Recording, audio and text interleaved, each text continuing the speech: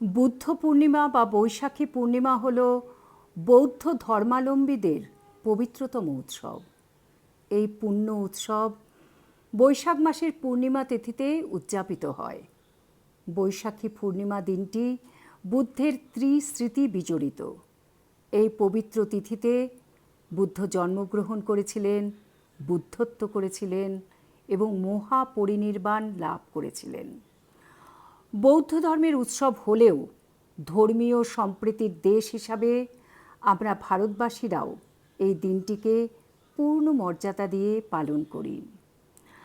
গৌতম বুদ্ধ বিশ্বকবি রবীন্দ্রনাথের মননে প্রতিনিয়ত বিচরণ করেছেন আলোকিত হয়ে।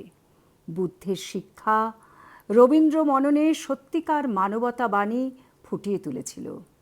ভক্তি যে মুক্তির উপায় তা রবীন্দ্রনাথ নিজেও মনে করতেন। আজ আমি বলছি কবিগুরু রবীন্দ্রনাথ ঠাকুরের লেখা মূল্যপ্রাপ্তি।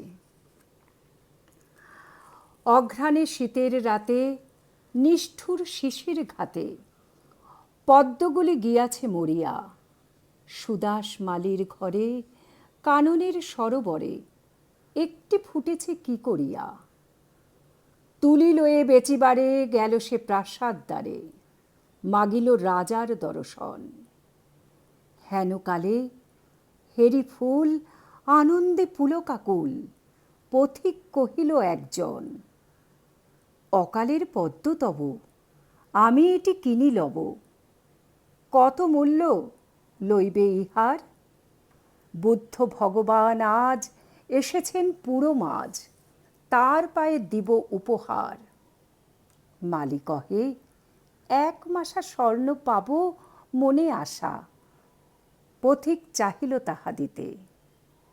হেনকালে সমারোহে বহু পূজা অর্ঘ্য বহে, নৃপতি বাহিরে আচম্বিতে। রাজেন্দ্র প্রসেনজিৎ উচ্চারি মঙ্গল গীত, চলেছেন বুদ্ধ দর্শনে। হেরি অকালের ফুল শুধালেন, কত মূল কিনি দিব প্রভুর চরণে। মালি কহে হে রাজন, স্বর্ণমাশা দিয়ে পণ কিনিছেন এই মহাশয়। 10 মাসা দিব আমি, কহিলা ধরণী স্বামী। 20 মাসা দিব, পান্থ কয়। দোহে কহে দেহ দেহ, হার নাহি মানে কেহ, মূল্য বেড়ে ওঠে ক্রমাগত। মালি ভাবে যার তরে এ দোহে বিবাদ করে, তাঁরে দিলে আরও পাবো কত। কহিল সে কর জোড়ে, দয়া করে ক্ষম মোরে, এ ফুল বেচিতে নাহি মন। এত বলি ছুটিল সে, যেথা রয়েছেন বসে বুদ্ধদেব উজলি কানন। বসেছেন পদ্মাসনে প্রসন্ন প্রশান্ত মনে, নিরঞ্জন আনন্দ মূরতি। দৃষ্টি হতে শান্তি ঝরে, স্ফুরিছে অধর পরে করুণার সুধা হাস্য জ্যোতি। সুদাস কহিল চাহি, নয়নে নিমেষ নাহি, মুখে তার বাক্য নাহি সরে। সহসা ভূতলে পড়ি পদ্মটি রাখিল ধরি, প্রভুর চরণ পদ্ম পড়ে। বরশি অমৃত রাশি, বুদ্ধ শুধালেন হাসি। কহ বৎস কি তব প্রার্থনা।